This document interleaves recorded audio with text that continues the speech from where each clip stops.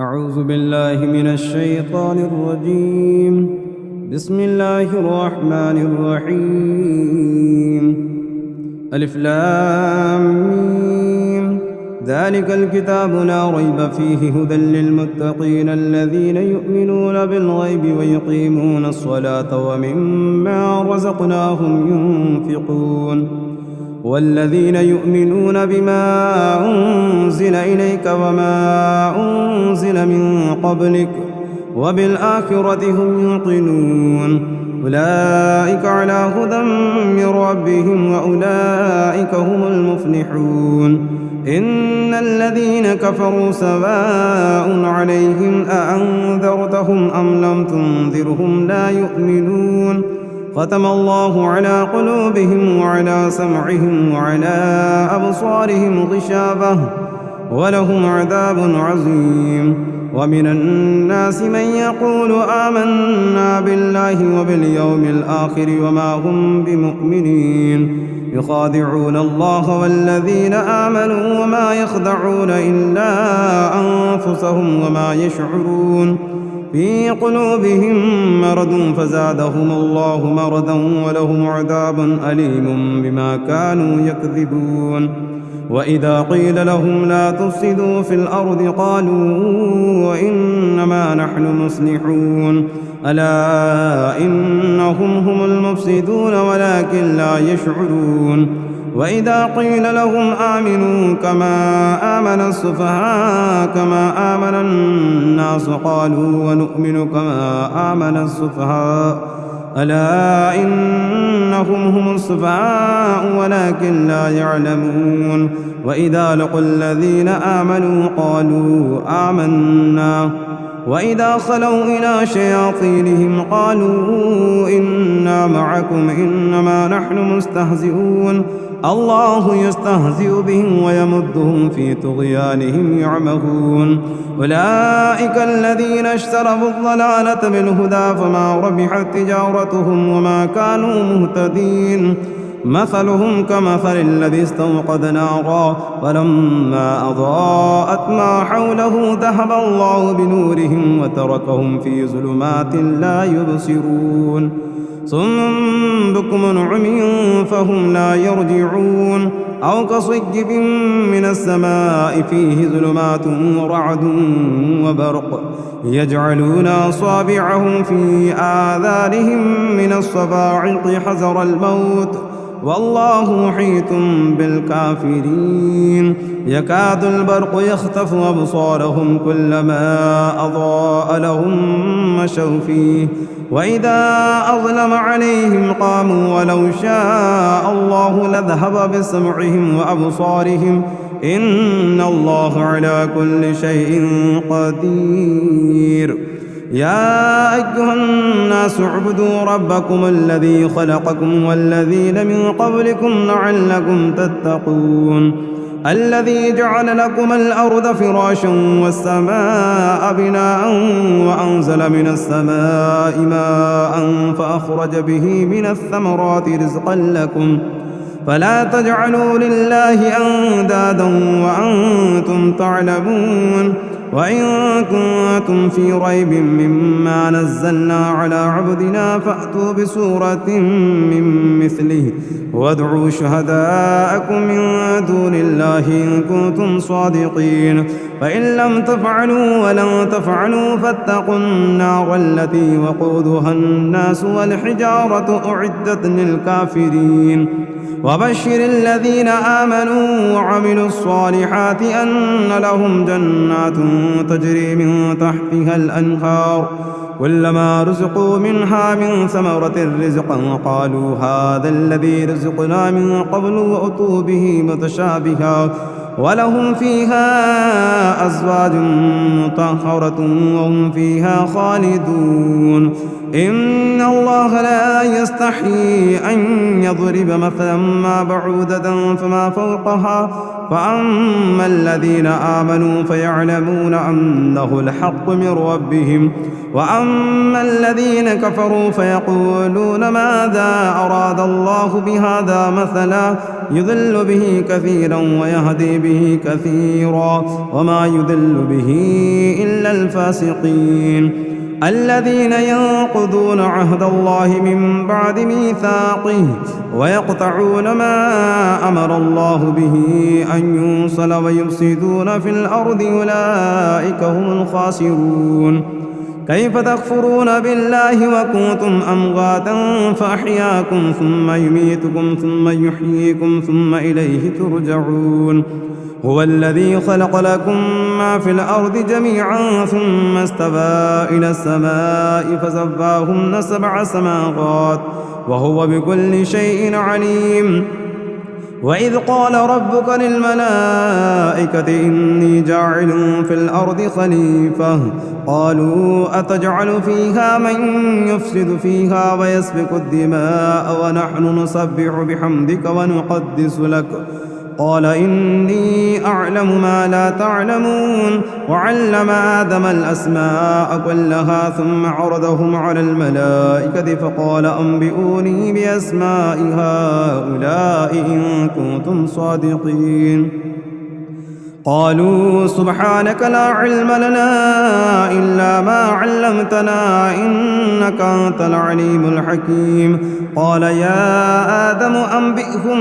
بأسمائهم فلما أنبأهم بأسمائهم قال ألم أقل لكم إني أعلم غيب السماوات والأرض وأعلم ما تبدون وما كنتم تكتمون وإذ قلنا للملائكة اسجدوا لآدم فسجدوا إلا إبليس أبى واستكبر وكان من الكافرين وقلنا يا آدم اسكن أنت وزوجك الجنة وكلا منها رغدا حيث شئتما ولا تقربا هذه الشجرة فتكونا من الظالمين فأضلهما الشيطان عنها فأخرجهما مما كانا فيه وقلنا اهبطوا بعضكم لبعض عدو ولكم في الأرض مستقر ومتاع إلى حين فتلقى آدم من ربه كلمات فتاب عليه إنه هو التواب الرحيم قلنا اهبطوا منها جميعا فإما يأتينكم مني هدى فمن تبع هداي فلا خوف عليهم ولا هم يحزنون والذين كفروا وكذبوا بآياتنا أولئك أصحاب النار هم فيها خالدون يا بني إسرائيل اذكروا نعمتي التي أنعمت عليكم وأوفوا بعهدي أوف بعهدكم وإياي فارهبون وآمنوا بما أنزلت مصدقا لما معكم ولا تكونوا أول كافر به ولا تشتروا بآياتي ثمنا قليلا وإياي فاتقون ولا تلبسوا الحق بالباطل وتكتموا الحق وأنتم تعلمون وأقيموا الصلاة وآتوا الزكاة واركعوا مع الراكعين أتأمرون الناس بالبر وتنسون أنفسكم وأنتم تتلون الكتاب أفلا تعقلون واستعينوا بالصبر والصلاة وإنها لكبيرة إلا على الخاشعين الذين يظنون أنهم ملاقو ربهم وأنهم إليه راجعون يا بني إسرائيل اذكروا نعمتي التي أنعمت عليكم وأني فضلتكم على العالمين واتقوا يوما لا تجزي نفس عن نفس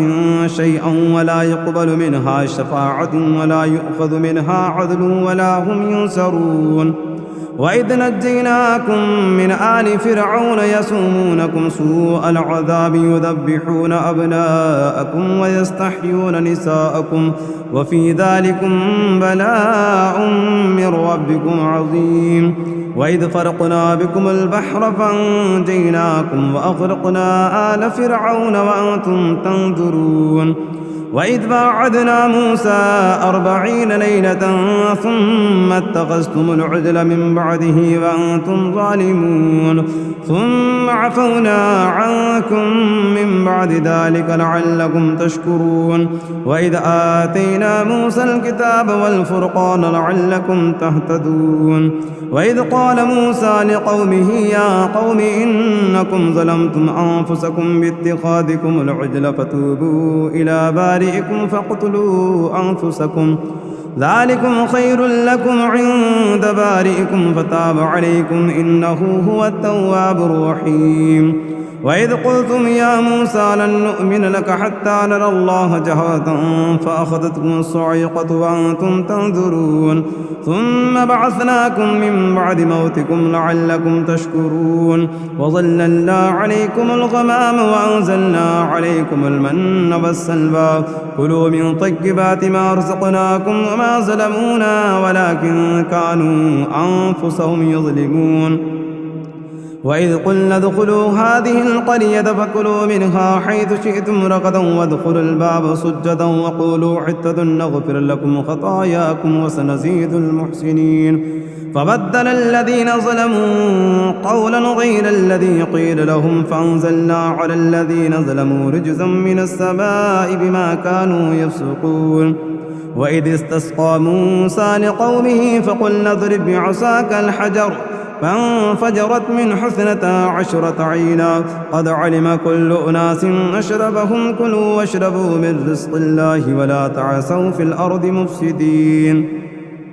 وإذ قلتم يا موسى لن نصبر على طاعم واحد فادع لنا ربك يخرج لنا مما تنبت الأرض من بقلها وقثائها وفومها وعدسها وبصلها قال أتستبدلون الذي هو أدنى بالذي هو خير اهبطوا مصرا فإن لكم ما سألتم واضربت عليهم الذلة والمسكنة وباءوا بغضب من الله ذلك بأنهم كانوا يكفرون بآيات الله ويقتلون النبيين بغير الحق ذلك بما عصوا وكانوا يعتدون إن الذين آمنوا والذين هادوا والنصارى والصابئين من آمن بالله واليوم الآخر وعمل صالحا فلهم أجرهم عند ربهم ولا خوف عليهم ولا هم يحزنون وإذ أخذنا ميثاقكم ورفعنا فوقكم الطور خذوا ما آتيناكم بقوة واذكروا ما فيه لعلكم تتقون ثم توليتم من بعد ذلك فلولا فضل الله عليكم ورحمته لكنتم من الخاسرين ولقد علمتم الذين اعتدوا منكم في السبت فقلنا لهم كونوا قردة خاسئين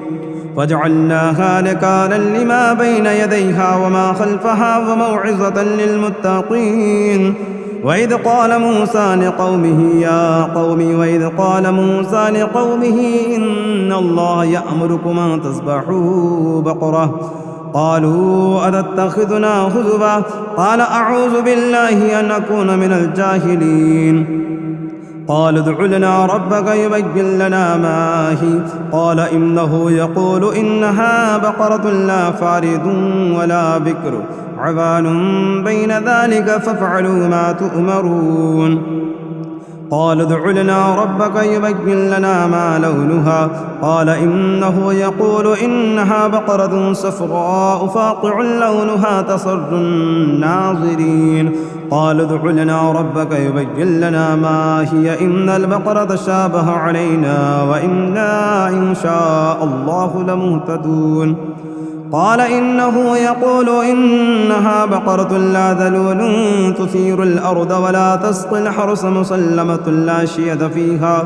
قالوا الآن جئت بالحق فذبحوها وما كادوا يفعلون وإذ قتلتم نفسا فادارأتم فيها والله مخرج ما كنتم تكتمون فقلنا اضربوه ببعضها كذلك يحيي الله الموتى ويريكم آياته لعلكم تعقلون ثم قست قلوبكم من بعد ذلك فهي كالحجارة أو أشد قسوة وإن من الحجارة لما يتفجر منه الأنهار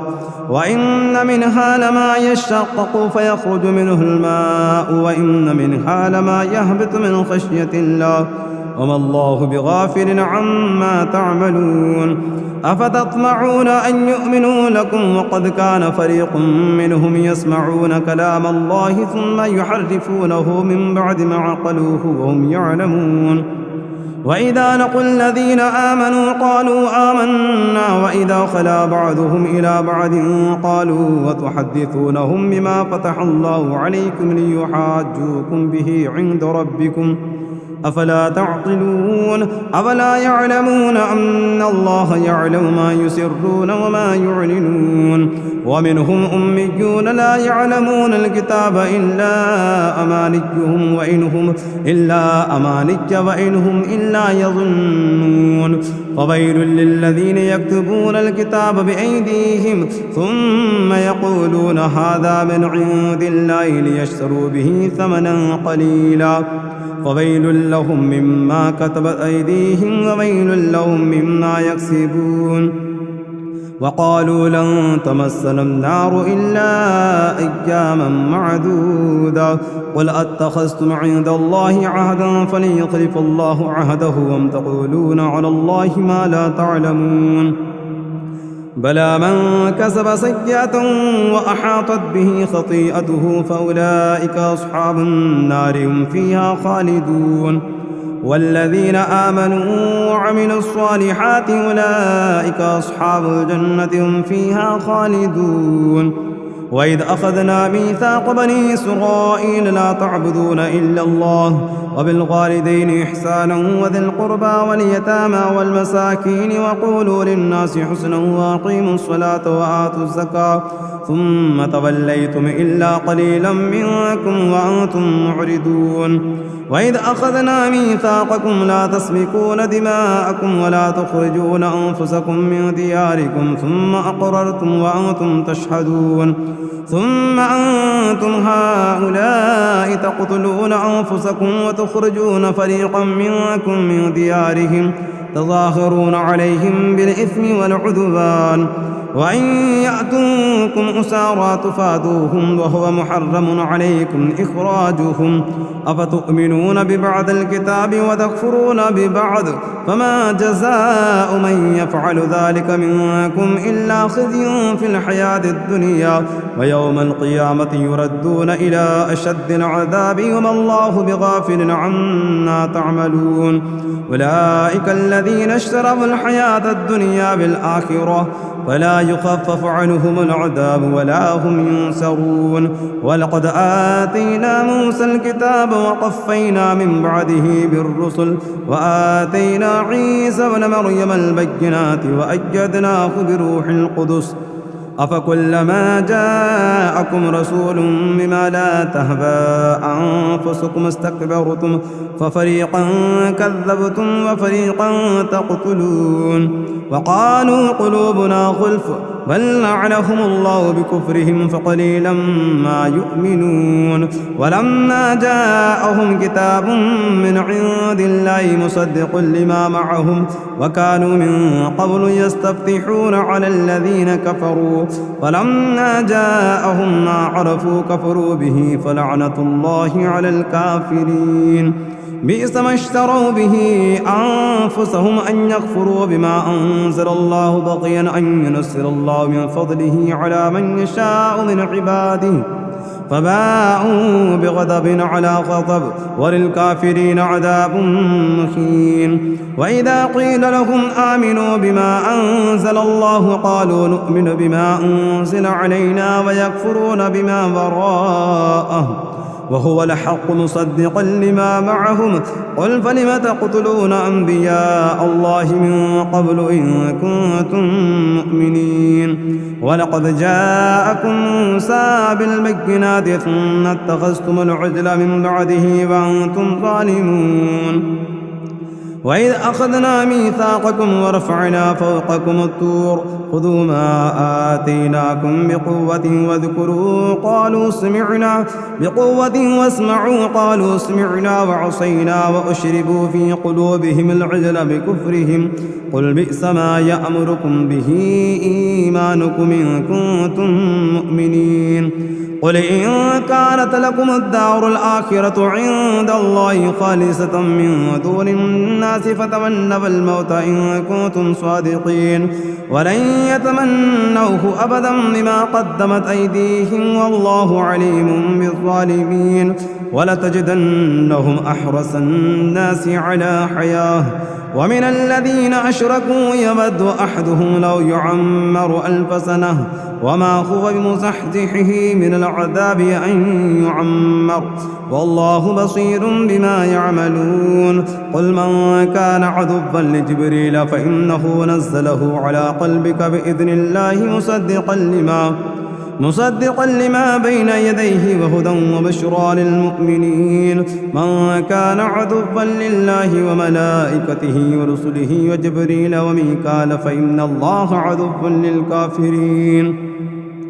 ولقد أنزلنا إليك آيات بينات وما يكفر بها إلا الفاسقون أفكلما عاهدوا عهدا نبذه فريق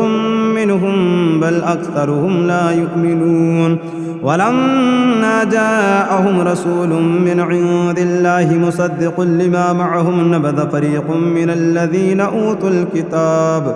كتاب الله وراء ظهورهم كأنهم لا يعلمون واتبعوا ما تتلو الشياطين على ملك سليمان وما كفر سليمان ولكن الشياطين كفروا يعلمون الناس السحر وما أنزل على الملكين ببابل هاروت وماروت وما يعلمان من أحد حتى يقولا إنما نحن فتنة فلا تكفر فيتعلمون منهما ما يفرقون به بين المرء وزوجه وما هم بضارين به من أحد إلا بإذن الله ويتعلمون ما يضرهم ولا ينفعهم ولقد علموا لمن اشتراه ما له في الآخرة من خلاق ولبئس ما شروا به أنفسهم لو كانوا يعلمون ولو أنهم آمنوا واتقوا لمثوبة من عند الله خير لو كانوا يعلمون يا أيها الذين آمنوا لا تقولوا راعنا وقولوا انظرنا واسمعوا وللكافرين عذاب أليم ما يود الذين كفروا من أهل الكتاب ولا المشركين أن ينزل عليكم من خير من ربكم والله يختص برحمته من يشاء والله ذو الفضل العظيم ما ننسخ من آية أو ننسها نأت بخير منها أو مثلها ألم تعلم أن الله على كل شيء قدير ألم تعلم أن الله له ملك السماوات والأرض وما لكم من دون الله من ولي ولا نصير أم تريدون أن تسألوا رسولكم كما سئل موسى من قبل ومن يتبدل الكفر بالإيمان فقد ضل سواء السبيل ود كثير من أهل الكتاب لن يردونكم من بعد إيمانكم كفارا حسدا من عند أنفسهم من بعد ما تبين لهم الحق فاعفوا واصفحوا حتى يأتي الله بأمره إن الله على كل شيء قدير وأقيموا الصلاة وآتوا الزكاة وما تقدموا لأنفسكم من خير تجدوه عند الله إن الله بما تعملون بصير وقالوا لن يدخل الجنة إلا من كان هودا أو نصارى تلك أمانتهم قل هاتوا برهانكم إن كنتم صادقين بلى من أسلم وجهه لله وهو محسن فله أجره عند ربه ولا خوف عليهم ولا هم يحزنون وقالت اليهود ليست النصارى على شيء وقالت النصارى وليست اليهود على شيء وهم يتلون الكتاب كذلك قال الذين لا يعلمون مثل قولهم والله يحكم بينهم يوم القيامة فيما كانوا فيه يختلفون ومن أظلم ممن منع مساجد الله أن يذكر فيها اسمه وسعى في خرابها أولئك ما كان لهم أن يدخلوها إلا خائفين لهم في الدنيا خزي ولهم في الآخرة عذاب عظيم ولله المشرق والمغرب فأينما تولوا فثم وجه الله إن الله واسع عليم وقالوا اتخذ الله ولدا سبحانه بل له ما في السماوات والأرض كل له قانتون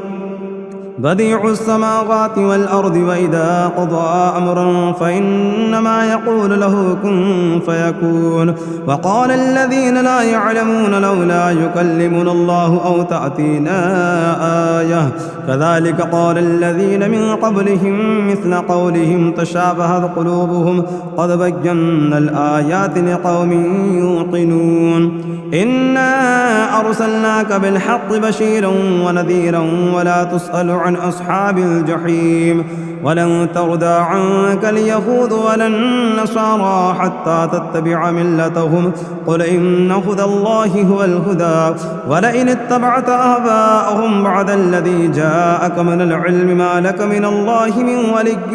ولا نصير الذين آتيناهم الكتاب يتلونه حق تلاوته أولئك يؤمنون به ومن يكفر به فأولئك هم الخاسرون يا بني إسرائيل اذكروا نعمتي التي أنعمت عليكم وأني فضلتكم على العالمين واتقوا يوما لا تجزي نفس عن نفس شيئا ولا يقبل منها عدل ولا تنفعها شفاعة ولا هم ينصرون وإذ ابتلى إبراهيم ربه بكلمات فأتمهن قال إني جاعلك للناس إماما قال ومن ذريتي قال لا ينال عهد الظالمين وإذ جعلنا البيت مثابة للناس وأمنا واتخذوا من مقام إبراهيم مصلى وعهدنا إلى إبراهيم وإسماعيل وإسماعيل أن طهرا بيت للطائفين والعاكفين والركع السجود وإذ قال إبراهيم رب اجعل هذا بلدا آمنا وارزق أهله من الثمرات من آمن منهم بالله واليوم الآخر قال ومن كفر فأمتعه قليلا ثم أضطره إلى عذاب النار وبئس المصير وإذ يرفع إبراهيم القواعد من البيت وإسماعيل ربنا تقبل منا إنك أنت السميع العليم ربنا واجعلنا مسلمين لك ومن ذريتنا أمة مسلمة لك وأرنا مناسكنا وتب علينا إنك أنت التواب الرحيم ربنا وابعث فيهم رسولا منهم يتلو عليهم آياتك ويعلمهم الكتاب والحكمة ويزكيهم إنك أنت العزيز الحكيم ومن يرغب عن ملة إبراهيم إلا من سفي نفسه ولقد اصطفيناه في الدنيا وإنه في الآخرة لمن الصالحين إذ قال له ربه أسلم قال أسلمت لرب العالمين ووصى بها إبراهيم بنيه ويعقوب يا بني إن الله اصطفى لكم الدين فلا تموتن إلا وأنتم مسلمون أم كنتم شهداء إذ حضر يعقوب الموت إذ قال لبنيه ما تعبدون من بعدي قالوا نعبد إلهك وإله آبائك إبراهيم وإسماعيل وإسحاق إله واحدا ونحن له مسلمون تلك أمة قد خلت لها ما كسبت ولكم ما كسبتم ولا تسألون عما كانوا يعملون وقالوا كونوا هودا أو نصارى تهتدوا قل بل ملة إبراهيم حنيفا وما كان من المشركين قولوا آمنا بالله وما أنزل إلينا وما أنزل إلى إبراهيم وإسماعيل وإسحاق وإسحاق ويعقوب والأسباط وما أوتي موسى وعيسى وما أوتي النبيون من ربهم لا نفرق بين أحد منهم ونحن له مسلمون فإن آمنوا بمثل ما آمنتم به فقد اهتدوا وإن تولوا فإنما هم في شقاق فسيكفيكهم الله وهو السميع العليم صبغة الله ومن أحسن من الله صبغة ونحن له عابدون قل أتحاجوننا في الله وهو ربنا وربكم ولنا أعمالنا ولكم أعمالكم ونحن له مخلصون أم تقولون إن إبراهيم وإسماعيل وإسحاق ويعقوب والأسباط كانوا هودا أو نصارى قل أأنتم أعلم أم الله ومن أظلم ممن كتب شهادة عنده من الله وما الله بغافل عما تعملون تلك أمة قد خلت لها ما كسبت ولكم ما كسبتم ولا تسألون عما كانوا يعملون سيقول السفهاء من الناس ما والله عن قبلتهم التي كانوا عليها قل لله المشرق والمغرب يهدي من يشاء إلى صراط مستقيم وكذلك جعلناكم أمة وسطا لتكونوا شهداء على الناس ويكون الرسول عليكم شهيدا وما جعلنا القبلة التي كنت عليها إلا لنعلم من يتبع الرسول ممن ينقلب على عقبيه وإن كانت لكبيرة إلا على الذين هدى الله وما كان الله ليضيع إيمانكم إن الله بالناس لرؤوف رحيم قد نرى تقلب وجهك في السماء فلنولينك قبلة ترضاها فول وجهك شطر المسجد الحرام وحيث ما كنتم فولوا وجوهكم شطره وإن الذين أوتوا الكتاب ليعلمون أنه الحق من ربهم وما الله بغافل عما يعملون ولئن أتيت الذين أوتوا الكتاب بكل آية ما تبعوا قبلتك وما أنت بتابع قبلتهم وما بعضهم بتابع قبلة بعض ولئن اتبعت أهواءهم من بعد ما جاءك من العلم إنك إذا لمن الظالمين الذين آتيناهم الكتاب يعرفونه كما يعرفون أبناءهم وإن فريقا منهم ليكتمون الحق وهم يعلمون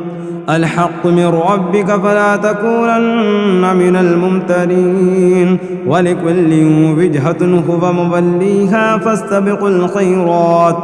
أينما تكونوا يأتي بكم الله جميعا إن الله على كل شيء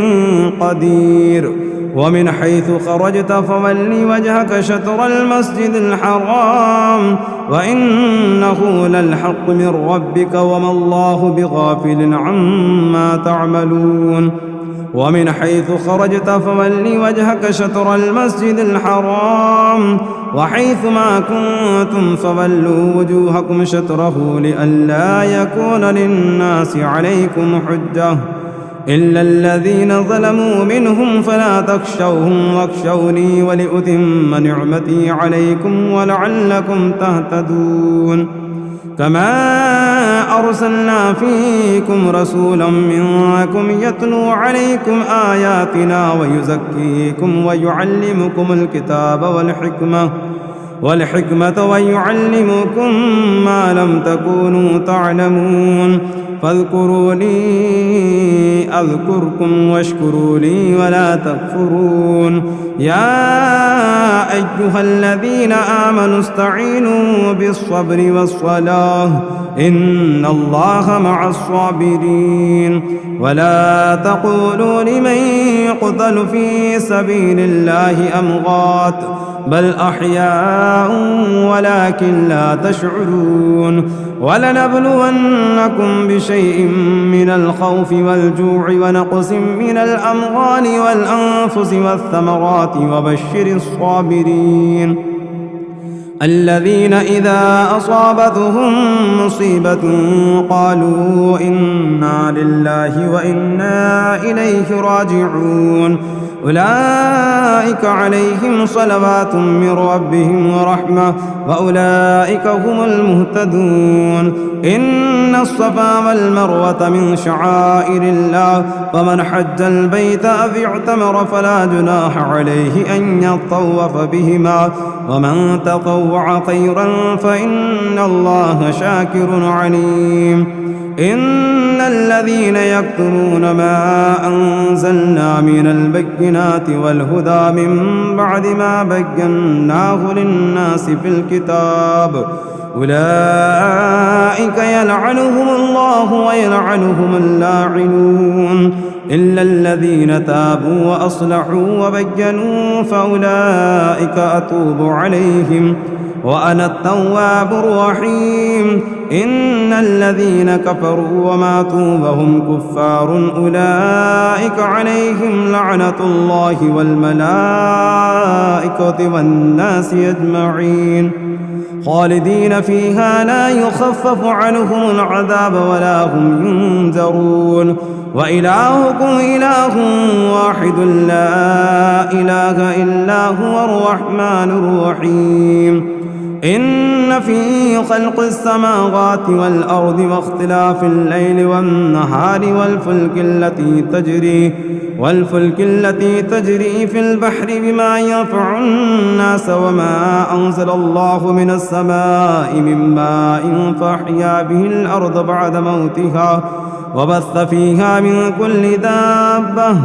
وتصريف الرياح والسحاب المسخر بين السماء والأرض لآيات لقوم يعقلون ومن الناس من يتخذ من دون الله أندادا يحبونهم كحب الله والذين آمنوا أشد حبا لله ولو يرى الذين ظلموا إذ يرون العذاب أن القوة لله جميعا وأن الله شديد العذاب إذ تبرأ الذين اتبعوا من الذين اتبعوا ورأوا العذاب وتقطعت بهم الأسباب وقال الذين اتبعوا لو أن لنا كرة فنتبرأ منهم كما تبرأوا منا كذلك يريهم الله أعمالهم حسرات عليهم وما هم بخارجين من النار يا أيها الناس كلوا مما في الأرض حلالا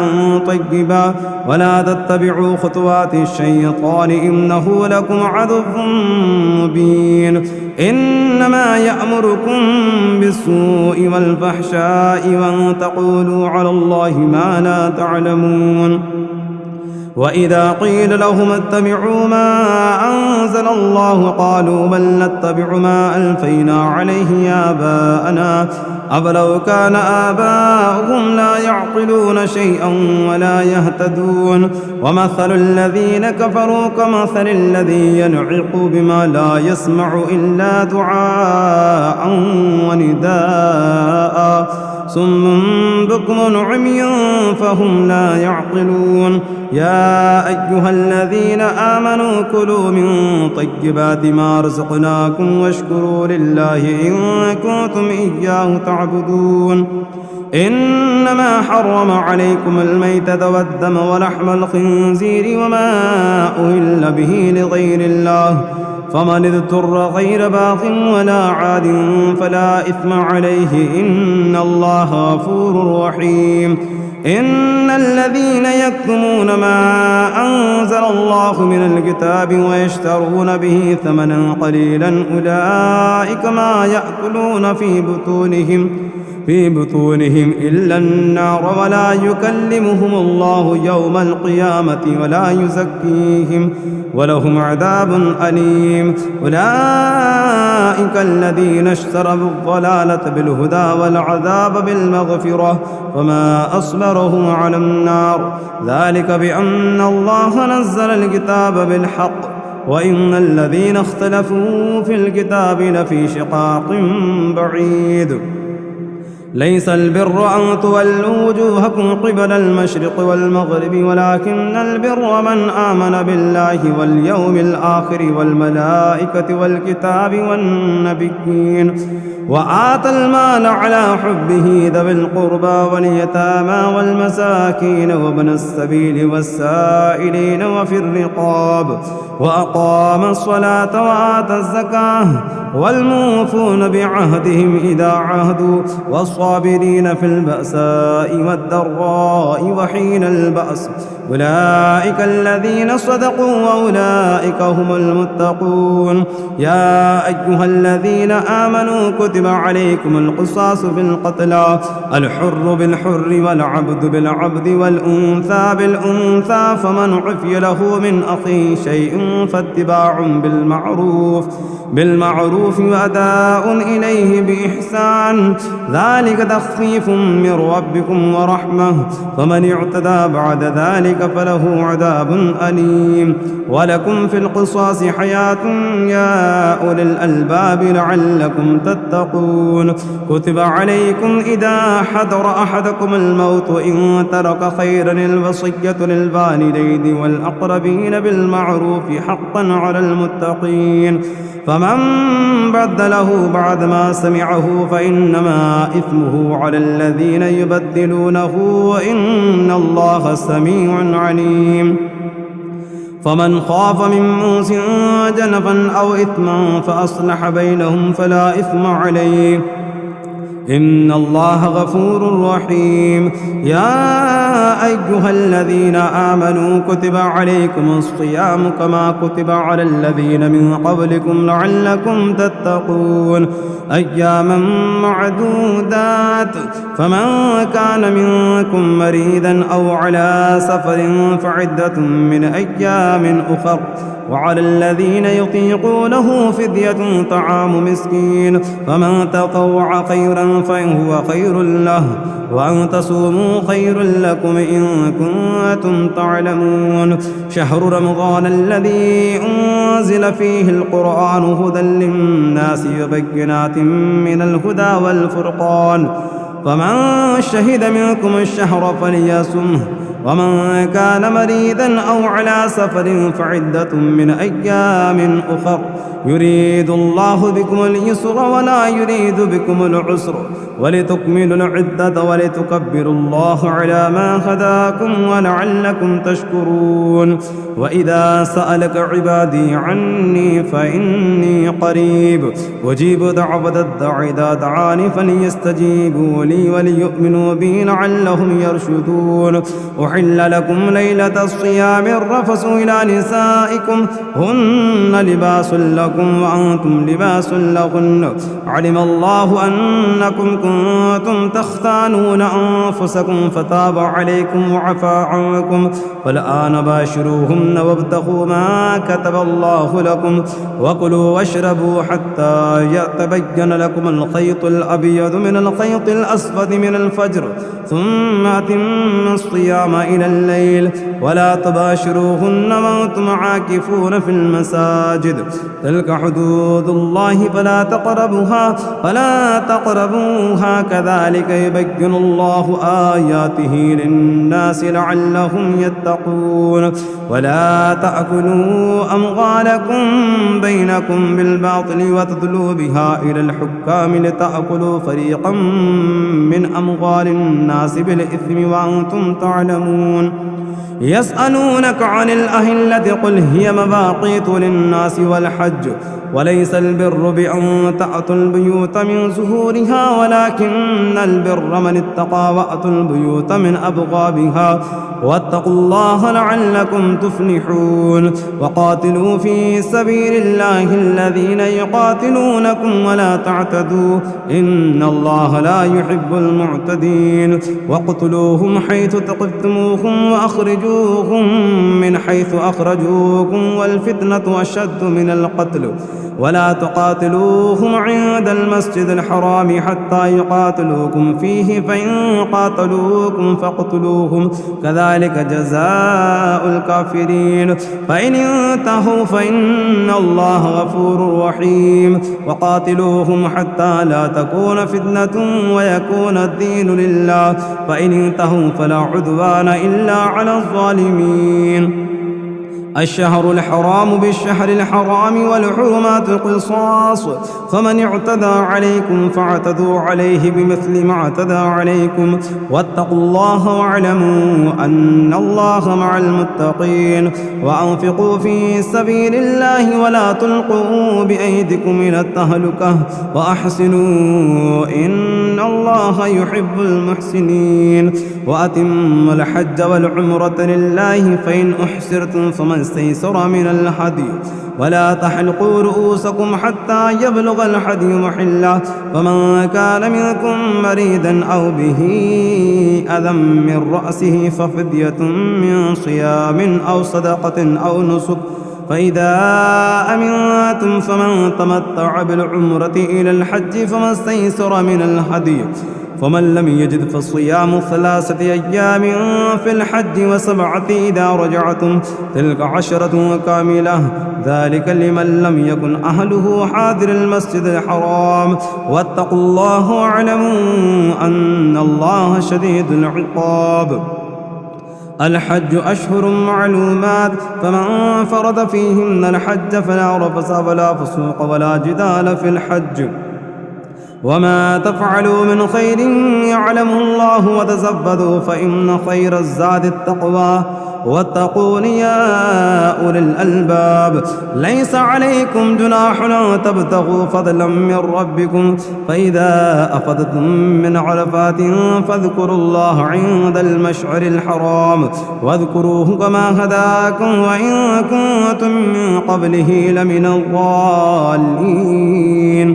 ثم أفيدوا من حيث أفاض الناس واستغفروا الله إن الله غفور رحيم فإذا قضيتم مناسككم فاذكروا الله كذكركم آباءكم أو أشد ذكرا ومن الناس من يقول ربنا آتنا في الدنيا وما له في الآخرة من خلاق ومنهم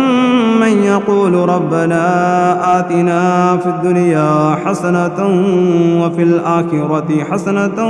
وقنا عذاب النار أولئك لهم نصيب مما كسبوا والله سريع الحساب واذكروا الله في أيام معدودات فمن تعجل في يومين فلا إثم عليه ومن تأخر فلا إثم عليه لمن اتقى واتقوا الله واعلموا أنكم إليه تحشرون ومن الناس من يعجبك قوله في الحياة الدنيا ويشهد الله على ما في قلبه وهو ألد الخصام وإذا تولى سعى في الأرض ليفسد فيها ويهلك الحرث والنسل والله لا يحب الفساد وإذا قيل له اتق الله أخذته العزة بالإثم فحسب جهنم ولبئس المهاد ومن الناس من يشري نفسه ابتغاء مرضات الله والله رؤوف بالعباد يا أيها الذين آمنوا ادخلوا في السلم كافة ولا تتبعوا خطوات الشيطان إنه لكم عدو مبين فإن زللتم من بعد ما جاءتكم البينات فاعلموا أن الله عزيز حكيم هل ينظرون إلا أن يأتيهم الله في ظلل من الغمام والملائكة وقضي الأمر وإلى الله ترجع الأمور سل بني إسرائيل كم آتيناهم من آيات بينة ومن يبدل نعمة الله من بعد ما جاءته فإن الله شديد العقاب زين للذين كفروا الحياة الدنيا ويسخرون من الذين آمنوا والذين اتقوا فوقهم يوم القيامة والله يرزق من يشاء بغير حساب كان الناس أمة واحدة فبعث الله النبيين مبشرين ومنذرين وأنزل معهم الكتاب بالحق ليحكم بين الناس فيما اختلفوا فيه وما اختلف فيه إلا الذين أوتوه من بعد ما جاءتهم البينات بغيا بينهم فهدى الله الذين آمنوا لما اختلفوا فيه من الحق بإذنه والله يهدي من يشاء إلى صراط مستقيم أم حسبتم أن تدخلوا الجنة ولما يأتكم مثل الذين خلوا من قبلكم مستهم البأساء والضراء وزلزلوا حتى يقول الرسول والذين آمنوا معه متى نصر الله ألا إن نصر الله قريب يسألونك ماذا ينفقون قل ما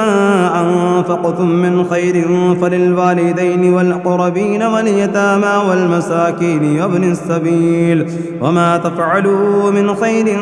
فإن الله به عليم كتب عليكم القتال وهو كره لكم وعسى أن تكرهوا شيئا وهو خير لكم وعسى أن تحبوا شيئا وهو شر لكم والله يعلم وأنتم لا تعلمون يسألونك عن الشهر الحرام قتال فيه قل قتال فيه كبير وصد عن سبيل الله وكفر به والمسجد الحرام وإخراج أهله منه أكبر عند الله والفتنة أكبر من القتل ولا يزالون يقاتلونكم حتى يردوكم عن دينكم إن استطاعوا ومن يرتد منكم عن دينه فيمت وهو كافر فأولئك حبطت أعمالهم في الدنيا والآخرة وأولئك أصحاب النار هم فيها خالدون إن الذين آمنوا والذين هاجروا وجاهدوا في سبيل الله أولئك يرجون رحمة الله والله غفور رحيم يسألونك عن الخمر والميسر قل فيهما إثم كبير ومنافع للناس وإثمهما أكبر من نفعهما ويسألونك ماذا ينفقون قل العفو كذلك يبين الله لكم الآيات لعلكم تتفكرون في الدنيا والآخرة ويسألونك عن اليتامى قل إصلاح لهم خير وإن تخالطوهم فإخوانكم والله يعلم المفسد من المصلح ولو شاء الله لأعنتكم إن الله عزيز حكيم ولا تنكحوا المشركات حتى يؤمن ولأمة مؤمنة خير من مشركة ولو أعجبتكم ولا تنكحوا المشركين حتى يؤمنوا ولعبد مؤمن خير من مشرك ولو أعجبكم أولئك يدعون إلى النار والله يدعو إلى الجنة والمغفرة بإذنه ويبين آياته للناس لعلهم يتذكرون ويسألونك عن المحيض قل هو أذى فاعتزلوا النساء في المحيض ولا تقربوهن حتى يطهرن فإذا تطهرن فأتوهن من حيث أمركم الله إن الله يحب التوابين ويحب المتطهرين نساؤكم حرث لكم فأتوا حرثكم أنى شئتم وقدموا لأنفسكم واتقوا الله واعلموا أنكم ملاقوه وبشر المؤمنين ولا تجعلوا الله عرضة لأيمانكم أن تبروا وتتقوا وتصلحوا بين الناس والله سميع عليم لا يؤاخذكم الله باللغو في أيمانكم ولكن يؤاخذكم بما كسبت قلوبكم والله غفور حليم عليم. للذين يؤلون من نسائهم تربص 4 أشهر فإن فاءوا فإن الله غفور رحيم. وإن عزموا الطلاق فإن الله سميع عليم. والمطلقات يتربصن بأنفسهن 3 قروء ولا يحل لهن أن يكتمن ما خلق الله في أرحامهن إن كن يؤمن بالله واليوم الآخر وبعولتهن أحق بردهن في ذلك إن أرادوا إصلاحا ولهن مثل الذي عليهن بالمعروف وللرجال عليهن درجة والله عزيز حكيم. الطلاق 2 فإمساك بمعروف أو تسريح بإحسان. ولا يحل لكم أن تأخذوا مما آتيتموهن شيئا إلا أن يخافا ألا يقيما حدود الله فإن خفتم ألا يقيما حدود الله فلا جناح عليهما فيما افتدت به. تلك حدود الله فلا تعتدوها ومن يتعد حدود الله فأولئك هم الظالمون. فإن طلقها فلا تحل له من بعد حتى تنكح زوجا غيره. فإن طلقها فلا جناح عليهما أن يتراجعا إن ظنا أن يقيما حدود الله وتلك حدود الله يبينها لقوم يعلمون. وإذا طلقتم النساء فبلغن أجلهن فأمسكوهن بمعروف أو سرحوهن بمعروف ولا تمسكوهن ضرارا لتعتدوا ومن يفعل ذلك فقد ظلم نفسه. ولا تتخذوا آيات الله هزوا واذكروا نعمة الله عليكم وما أنزل عليكم من الكتاب والحكمة يعظكم به واتقوا الله واعلموا أن الله بكل شيء عليم. وإذا طلقتم النساء فبلغن أجلهن فلا تعذلوهن أن ينكحن أزواجهن إذا ترادوا بينهم بالمعروف. ذلك يوعظ به من كان منكم يؤمن بالله واليوم الآخر ذلكم أزكى لكم وأطهر والله يعلم وأنتم لا تعلمون. والوالدات يرضعن أولادهن حولين كاملين لمن أراد أن يتم الرضاعة وعلى المولود له رزقهن وكسوتهن بالمعروف. لا تكلف نفس إلا وسعها. لا تضار والدة بولدها ولا مولود له بولده وعلى الوارث مثل ذلك فإن أراد فصالا عن تراض منهما وتشاور فلا جناح عليهما. وإن أردتم أن تسترضعوا أولادكم فلا جناح عليكم إذا سلمتم ما آتيتم بالمعروف واتقوا الله واعلموا أن الله بما تعملون بصير. والذين يتوفون منكم ويذرون أزواجا يتربصن بأنفسهن 4 أشهر و10 فإذا بلغن أجلهن فلا جناح عليكم فيما فعلن في أنفسهن بالمعروف والله بما تعملون خبير. ولا جناح عليكم فيما عرضتم به من خطبة النساء أو أكننتم في أنفسكم علم الله أنكم ستذكرونهن ولكن لا تواعدوهن سرا إلا أن تقولوا قولا معروفا ولا تعزموا عقدة النكاح حتى يبلغ الكتاب أجله واعلموا أن الله يعلم ما في أنفسكم فاحذروا واعلموا أن الله غفور حليم. لا جناح عليكم إن طلقتم النساء ما لم تمسوهن أو تفرضوا لهن فريضة ومتعوهن على الموسع قدره وعلى المقدر قدره متاعا بالمعروف حقا على المحسنين. وإن طلقتموهن من قبل أن تمسوهن وقد فرضتم لهن فريضة فنصف ما فرضتم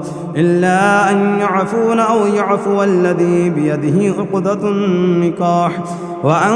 تعفوا أقرب للتقوى ولا تنسوا الفضل بينكم إن الله بما تعملون بصير حافظوا على الصلوات والصلاة الوسطى وقوموا لله قانتين فإن خفتم فرجالا أو ركبانا فإذا أمنتم فاذكروا الله كما علمكم ما لم تكونوا تعلمون والذين يتوفون منكم ويذرون أزواجا وصية لأزواجهم متاعا إلى الحول غير إخراج فإن خرجن فلا جناح عليكم فيما فعلن في أنفسهن من معروف والله عزيز حكيم وللمطلقات متاع بالمعروف حقا على المتقين كذلك يبين الله لكم آياته لعلكم تعقلون ألم تر إلى الذين خرجوا من ديارهم وهم ألوف حذر الموت فقال لهم الله موتوا ثم أحياهم إن الله لذو فضل على الناس ولكن أكثر الناس لا يشكرون وقاتلوا في سبيل الله واعلموا أن الله سميع عليم من ذا الذي يقرض الله قرضا حسنا فيضاعفه وله أضعافا كثيرا والله يقبض ويبسط وإليه ترجعون ألم تر إلى الملأ من بني إسرائيل من بعد موسى إذ قالوا لنبي لهم بعث لنا ملكا نقاتل في سبيل الله قال هل عسيتم إن كتب عليكم القتال ألا تقاتلوا قالوا وما لنا ألا نقاتل في سبيل الله وقد أخرجنا من ديارنا وأبنائنا فلما كتب عليهم القتال تولوا إلا قليلا منهم والله عليم بالظالمين وقال لهم نبيهم إن الله قد بعث لكم طالوت ملكا قالوا أنى يكون له الملك علينا ونحن أحق بالملك منه ولم يؤت سعة من المال قال إن الله اصطفاه عليكم وزاده بسطة في العلم والجسم والله يؤتي ملكه من يشاء والله واسع عليم وقال لهم نبيهم إن آية ملكه أن يأتيكم التابوت في سكينة من ربكم وبقية مما ترك آل موسى وآل هارون تحمله الملائكة إن في ذلك لآية لكم إن كنتم مؤمنين فلما فصل طالوت بالجنود قال إن الله مبتليكم بنهر فمن شرب منه فليس مني ومن لم يطعمه فإنه مني إلا من اغترف غربة بيده فشربوا منهم إلا قليلا منهم فلما جاوزه هو والذين آمنوا معه قالوا لا طاقة لنا اليوم جالوت وجنوده قال الذين يظنون أنهم ملاقوا الله كم من فئة قليلة غلبت فئة كثيرة بإذن الله والله مع الصابرين ولما برزوا لجالوت وجنوده قالوا ربنا أفرغ علينا صبرا وثبت أقدامنا وانصرنا على القوم الكافرين فهزموهم بإذن الله وقتل داود جالوت وآتاه الله الملك والحكمة وعلمه مما يشاء ولولا دفع الله الناس بعدهم ببعض لفسدت الأرض ولكن الله ذو فضل على العالمين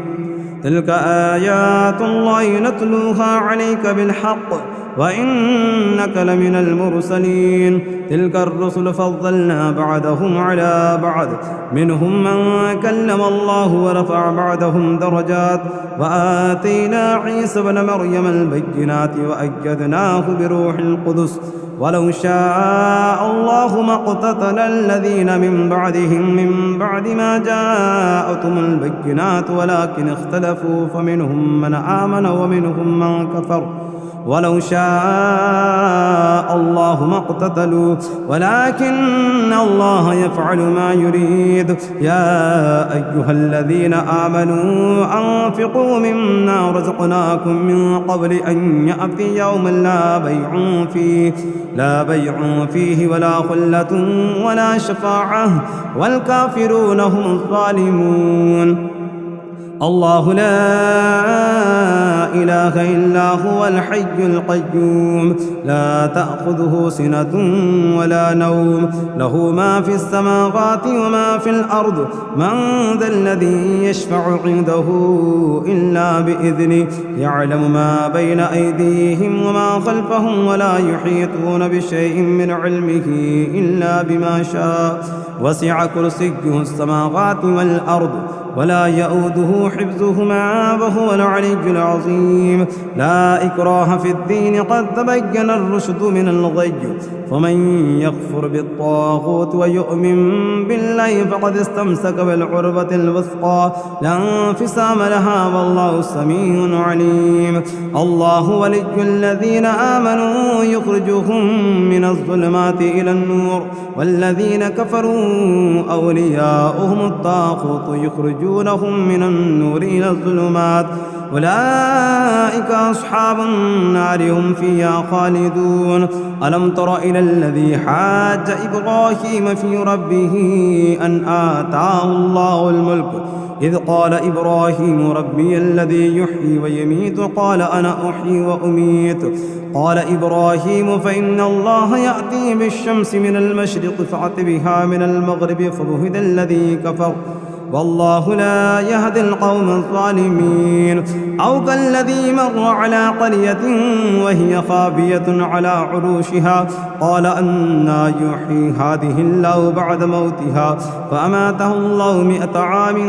ثم بعث قال كم لبثت قال لبثت يوما أو بعد يوم قال بل لبثت 100 عام فانظر إلى طعامك وشرابك لم يتسنه وانظر إلى حمارك ولنجعلك آية للناس وانظر إلى العظام كيف ننشدها ثم نكسوها لحما فلما تبين له قال أعلم أن الله على كل شيء قدير. وإذ قال إبراهيم ربي أرني كيف تحيي الموتى قال أولم تؤمن قال بلى ولكن ليطمئن قلبي قال فخذ 4 من الطير فصرهن إليك ثم اجعل على كل جبل منهن جزءا ثم ادعهن يأتينك سعيا واعلم أن الله عزيز حكيم. مثل الذين ينفقون أموالهم في سبيل الله كمثل حبة أنبتت 7 سنابل في كل سنبلة 100 حبة والله يضاعف لمن يشاء والله واسع عليم. الذين ينفقون أموالهم في سبيل الله ثم لا يتبعون ما أنفقوا منا ولا أذى لهم أجرهم عند ربهم ولا خوف عليهم ولا هم يحزنون. قول معروف ومغفرة خير من صدقة يتبعها أذى والله غني حليم. يا أيها الذين آمنوا لا تبطلوا صدقاتكم بالمن والأذى كالذي ينفق ماله رئاء الناس ولا يؤمن بالله واليوم الآخر فمثله كمثل صفوان عليه تراب فأصابه وابل فتركه صلدا لا يقدرون على شيء مما كسبوا والله لا يهدي القوم الكافرين. ومثل الذين ينفقون أموالهم ابتغاء مرضات الله وتثبيتا من أنفسهم كمثل جنة بربوة أصابها وابل فآتت أكلها ضعفين وإن لم يصبها وابل فطل والله بما تعملون بصير. أيود أحدكم أن تكون له جنة من نخيل وأعناب تجري من تحتها الأنهار له فيها من كل الثمرات وأصابه الكبر وله ذرية ضعفاء فأصابها إعصار فيه نار فاحترقت كذلك يبين الله لكم الآيات لعلكم تتفكرون. يا أيها الذين آمنوا أنفقوا من طيبات ما كسبتم ومما أخرجنا لكم من الأرض ولا تيمموا الخبيث منه تنفقون ولستم بآخذيه إلا أن تغمضوا فيه واعلموا أن الله غني حميد. الشيطان يعدكم الفقر ويأمركم بالفحشاء والله يعدكم مغفرة